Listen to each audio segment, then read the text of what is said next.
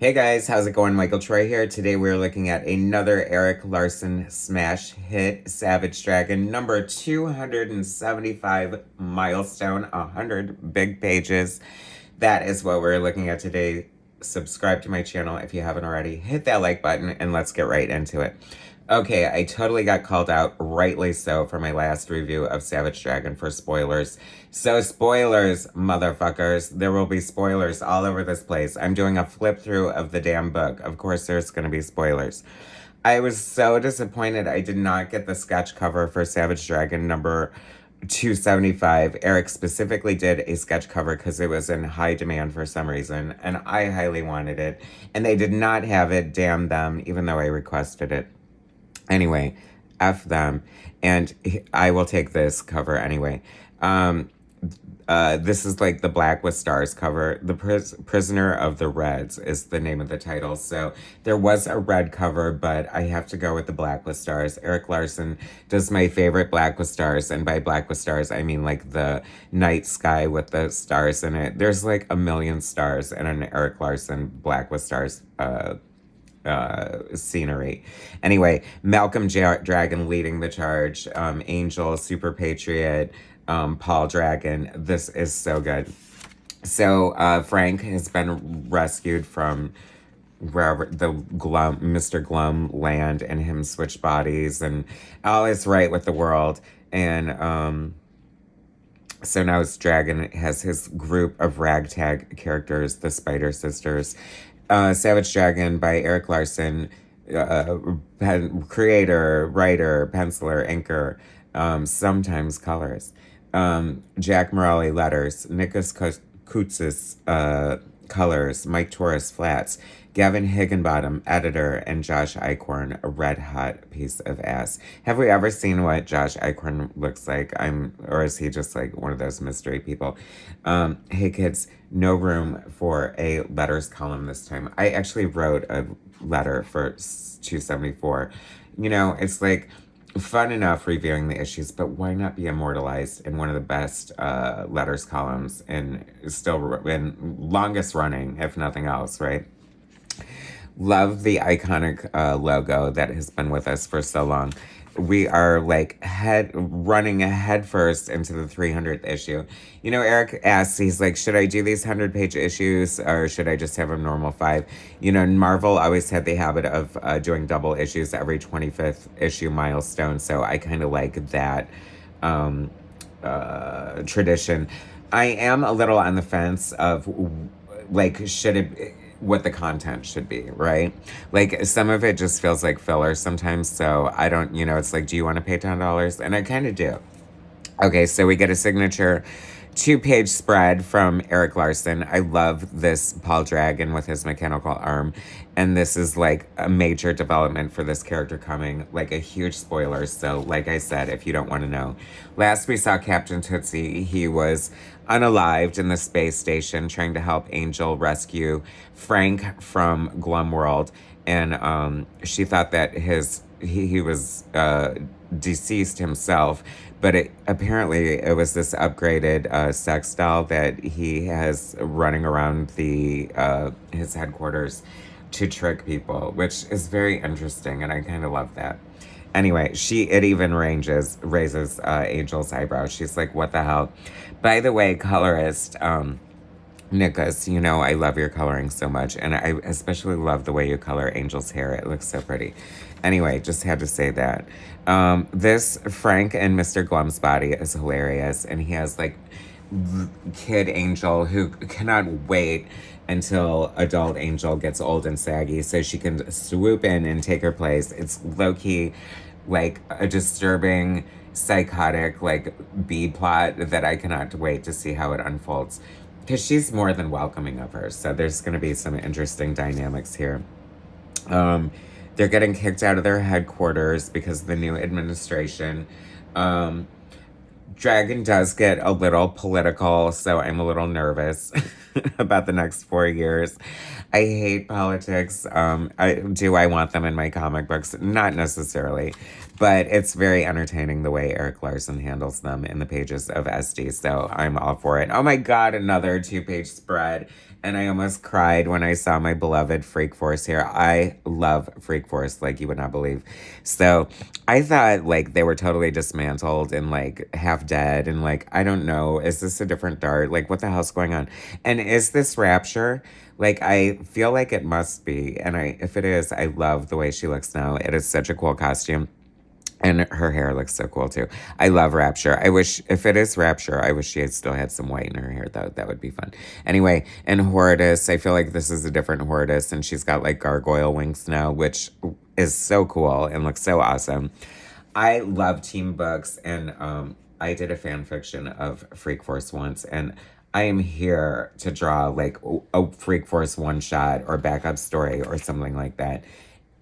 I guess I already did it, but if it were ever to happen in real life, I would love it.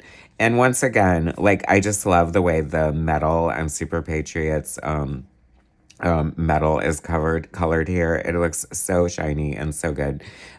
Just like some amazing coloring, let me tell you that. I love Super Patriot's costume too.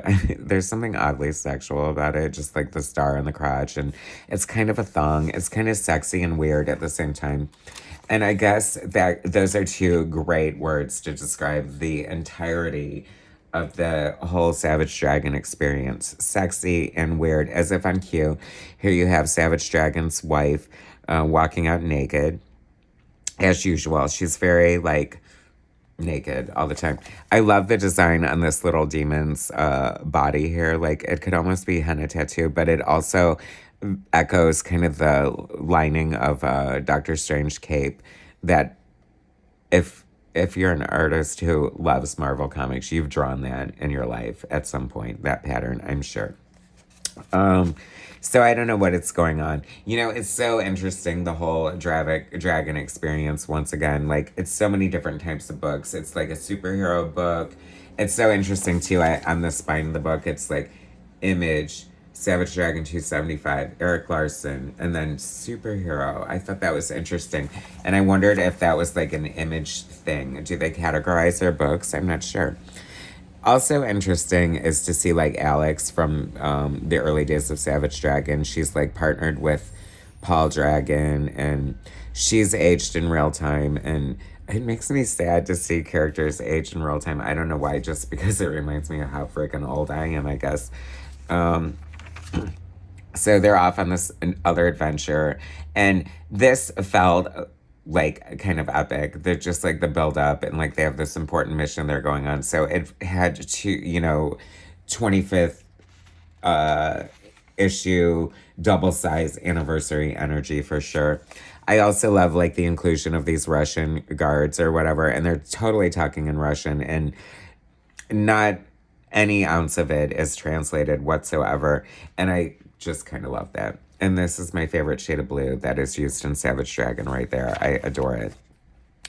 It was interesting because Jack Morelli is like a classic, like old school Marvel letterer. And I love that he's on the book. I'm sure he's doing digitally because nobody does hand lettering anymore. And obviously, but I was wondering if like, because this looks very in line with like the original, like Chris Eliopoulos sort of style of lettering that has always adorned Savage Dragon. And I wonder if it was intentional to sort of keep that aesthetic. I love that Dragon is so bombastic and hardcore, and like you really literally never know what's going to happen. So you kind of take a deep breath when you see panels like this. I'm like, oh my gosh, Paul's getting like his arm blown off, and like what's happening? Like, are we losing him? He could be gone.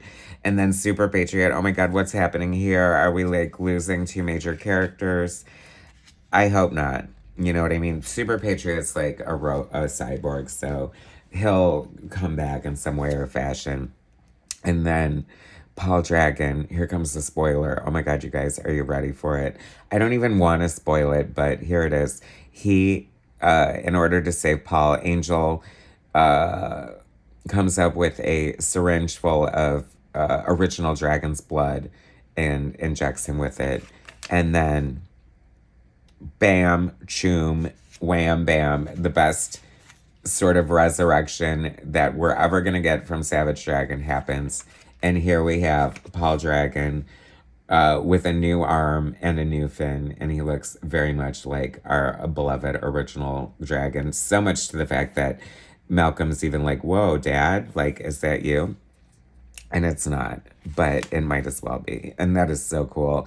And I love that that happened. Like, 275 issues in. It's like, how do you keep it fresh? How do you keep it interesting? What can happen to make it exciting enough? And there it is, y'all. Cannot wait for next issue. Amy Dragon Unleashed, Dragon's daughter, Malcolm Dragon's daughter. Very fun character. Cannot wait for that. We have this fun backup story. See, this is what I mean. It's like these are all great and good and fine, and I actually like really love that ERIK is like showcasing other artists and having pinups and backup stories by other artists. So I think that's totally awesome. But then at the same time, a lot of it does feel like filler, and I don't know how much it adds to the whole overall experience, but I'll take it. Especially Simon Millet St. Pierre. Your art is amazing, and I love your beautiful aesthetic. It's very European, I guess French, with a name like that, right? This character is so crazy and fun, and it just felt kind of long for a backup story, but it was beautifully illustrated and a entertaining story nonetheless. So totally cool that it's here. And then this is fun. I love this actually. This is like a backup story telling like a tale from North Force, which is basically like Dragon's like Alpha Flight, in case you couldn't tell. Erik Larsen's story with Nicholas Kostis and Mike Torres coloring, Scott James art, and Jack Morelli lettering. I like this Scott James art. It kind of reminds me of like an early Dusty Abell in a way, which is like a huge compliment because he was like sort of in the Art Adams wheelhouse. But then again, I do see a lot of like, what do you call it? Erik Larsen influence here as well. So I'm wondering what the story is on this artist, where he came from, what he's doing here with North Force and fun. And I love North Force. Definitely would love to see more of these backup stories with them. Great double page spread here. I don't know if they're popular enough to support their own series. I don't think, but like, I don't know. Definitely keep it coming in the back pages of Savage Dragon for sure. Fun, kooky, like if Alpha Flight were all freaks, basically. Fun little Flash Mercury backup here. Then we have this fantastic comic reprint that I love. It's like basically Erik Larsen doing Kazar here for a reprint. I'm not sure when this originally appeared, but I definitely missed the boat on this the first time around. Erik does these like experimental comics sometimes. Like there was Kung Fu Bible Stories, the Treasury one. That's one of my favorites.